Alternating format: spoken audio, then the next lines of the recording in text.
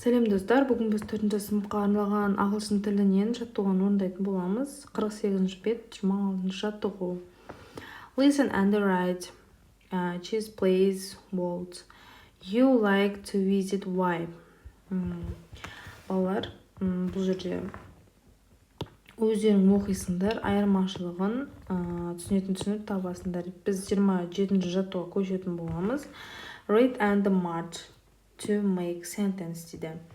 Балалар көріп тұрғандай, бұл жерде біз белгілеп қойған, is very cold. Суық деп тұр бізге. Және де екіншісінде келетін болсақ, бізде it looks the septs. С болады бізде. That go all the way down to the sea. Үште болады бізде. Болады. Is in Netherlands. Төртте болады бізде. Д болады. Force in like candy. Балалар, осы тақырыпты өздерің оқисыңдар, көбінесе мамаларыңмен қосылып, аударасыңдар, не туралы айтып тұрған түсінесіңдер. Және де мен 27-ші жаттығуды бәрін белгілеп көрсеттім. Яғни мынау жазып менің қазір белгілеп кеткенім жаттығуым осы суретке тікелей қатысы бар. Және де бұл жерде біздің суықтығы туралы айтылған, мына екі елдің табиғаты туралы айтылған, Және де 28.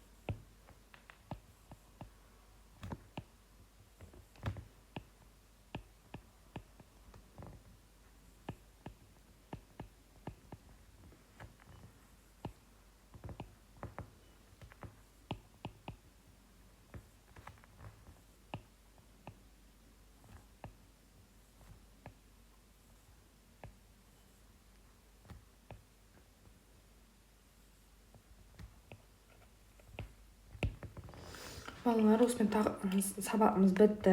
28-ші жаттығудың астына осыны жазып қоясыңдар, мен жазғанымда. Пайдалы болды деп ойлаймын. Күнделікті тақырып шығып отырады, балалар, жаттығулар шығып отырады. Менімен бірге болыңыздар. Каналға тіркеліп лайк басуды ұмытпаймыз.